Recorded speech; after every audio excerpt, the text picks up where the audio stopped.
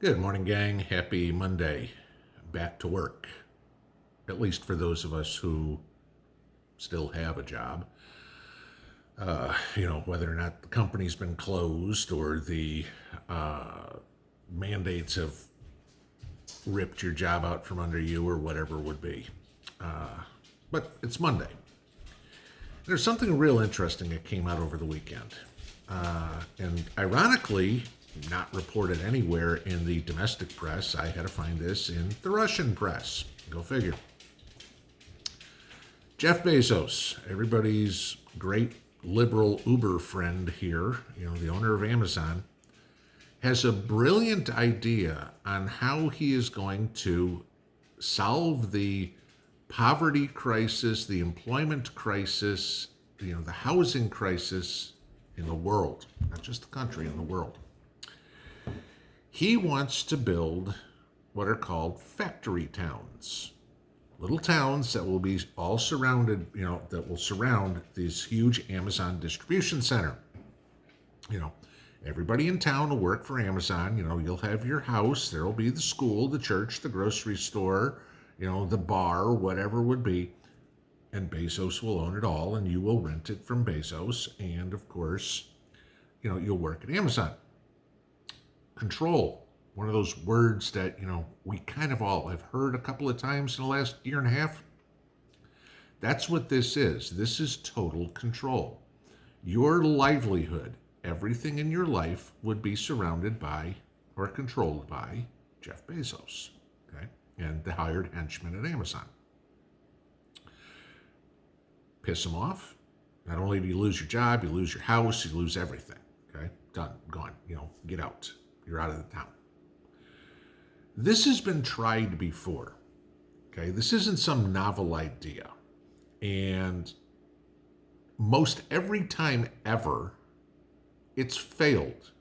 The only two successful things I can ever find where this has failed is with Cadbury chocolates in England and with Hershey's chocolates in Pennsylvania. Okay? Those are the only times it ever succeeded. And it only succeeded for a short time because the towns were still ruled with, a religious overtone to them. Okay, no bars. Everybody was expected to go to church. The whole 9 yards there. So a very strict moral code, if you will. Can you imagine the strict moral code that an uber liberal like Bezos would do? You can see, the Pledge of Allegiance to Che Guevara, at school in the morning or whatever it is. Your fourth grader will be reading, Marx. I mean, that's kind of what's going on with something like this. And it's scary. And it's possible I can't remember if Amazon says they're now paying $16.50 or $18 an hour to start. Okay. And people are going to look at that and go, hey, you know what? That's good money. And I can get cheap housing and everything like that.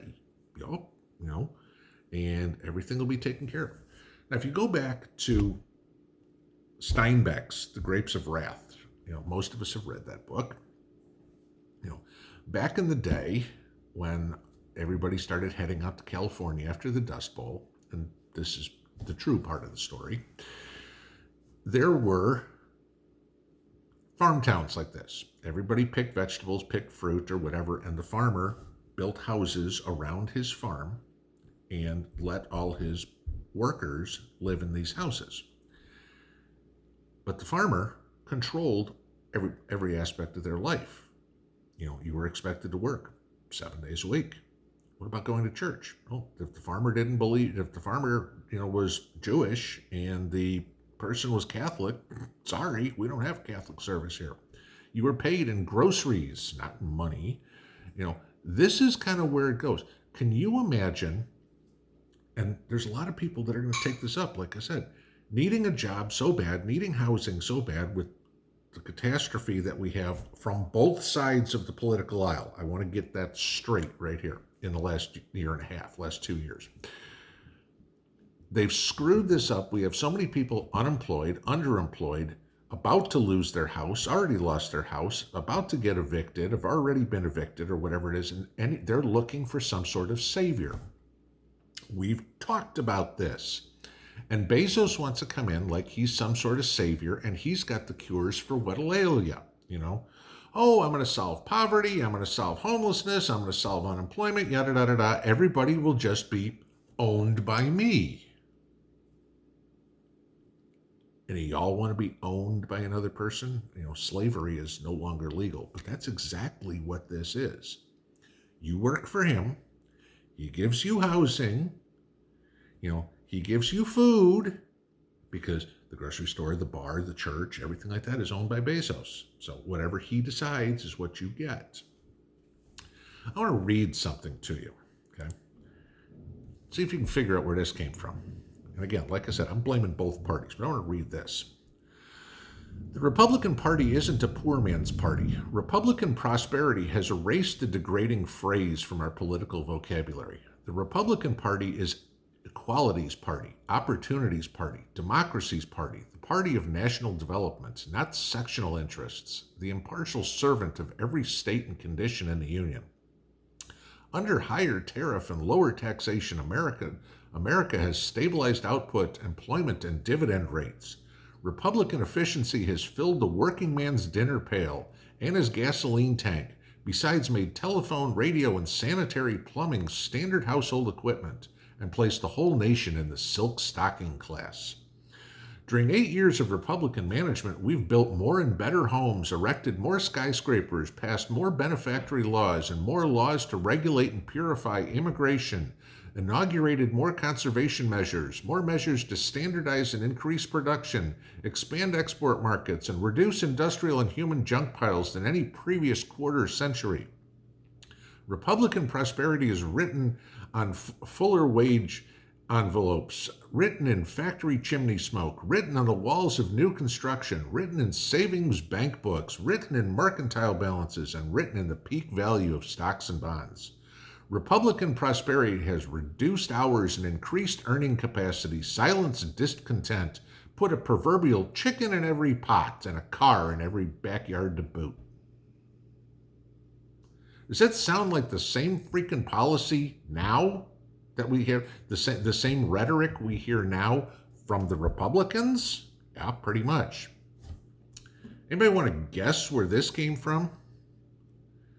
This is a political ad from October 30th, 1928 for Herbert Hoover. Okay? There's a lot more to this, okay? And I'm not going to go read the whole ad to you because we'd be here for 10 minutes. You know, let's take a look at Herbert Hoover. This is 364 days prior to the stock market crash of 1929 that set on the Depression. You have uber liberals like Bezos wanting complete control. You have rhinos that have not changed their message in 100 years. I mean, I'd go read through the rest of this sort of stuff. It talks about immigration. It talks about taxes. It talks about God knows what. It's the same freaking policies. You know, unfortunately, the difference is, now pretty much everybody has indoor plumbing, not like back in. Now pretty much everybody owns a car, not like back then. Okay. The times have changed. The party hasn't. The leftists have changed. Yeah, they've gone from the party of the people, as they used to call themselves, okay, the working man's party, and have turned into the Communist Party. And Bezos, what his idea is to do this is exactly what we've all been talking about for the better part of a year with this World Economic Forum idea. You'll own nothing and be happy because you won't own that house. You won't own that car. You will be owned by Jeff Bezos because you have the privilege to go to work and you'll get your bowl of gruel at the end of the day. This is literally, guys, where they want to take us. Can you imagine living in a town like that? Sure reminds me of, I don't know, Communist China, Soviet Union, Venezuela, Go look up the working conditions and how that all worked. You had a little town where everybody worked at the same place, and that was it. And you were told what you can eat and what you can do and where you can go. And if you didn't like it, tough.